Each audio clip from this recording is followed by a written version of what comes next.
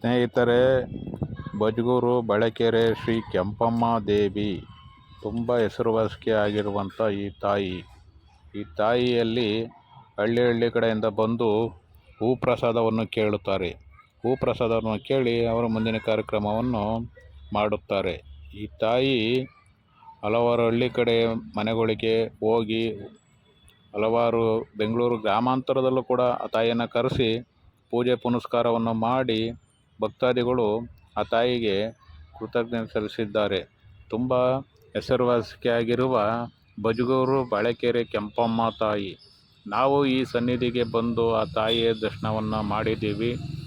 ನೀವು ಬಂದು ಒಂದು ಸಲ ನೋಡಿ ಆ ತಾಯಿ ಆಶೀರ್ವಾದ ಪಡೆದು ನಿಮ್ಮ ಕೋರಿಕೆಯನ್ನು ಆ ತಾಯಿ ಮುಂದೆ ಇಟ್ಟು ನಿಮ್ಮ ಕಾರ್ಯಕ್ರಮಗಳನ್ನು ನೆರವೇರಿಸಿಕೊಳ್ಳಿ. ನಾವು ಹೀಗೆ ಯಾರೋ ಹೇಳೋದಕ್ಕೆ ಬಂದು ಈ ತಾಯಿಯ ದರ್ಶನವನ್ನು ಪಡೆದಿದ್ದೇವೆ.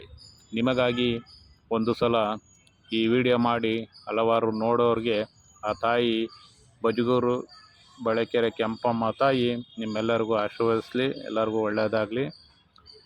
ಶ್ರೀ ಬಜ್ಗೂರು ಬಳಕೆರೆ ಶ್ರೀ ಕೆಂಪಮ್ಮ ತಾಯಿ ನಿಮ್ಮೆಲ್ಲರಿಗೂ ಆಶೀರ್ವದಿಸಲಿ, ನಮಗೂ ಆಶೀರ್ವದಿಸಲಿ. ಈ ವಿಡಿಯೋ ನೋಡಿದವ್ರಿಗೆಲ್ಲರಿಗೂ ಆಶೀರ್ವದಿಸಲಿ ಅಂತ ಕೇಳ್ಕೊಂಡು ಆ ತಾಯಿ ಕೃಪೆಗೆ ನೀವೆಲ್ಲರೂ ಪಾತ್ರರಾಗಿ ನಾವು ಬಂದಿದ್ದೀವಿ.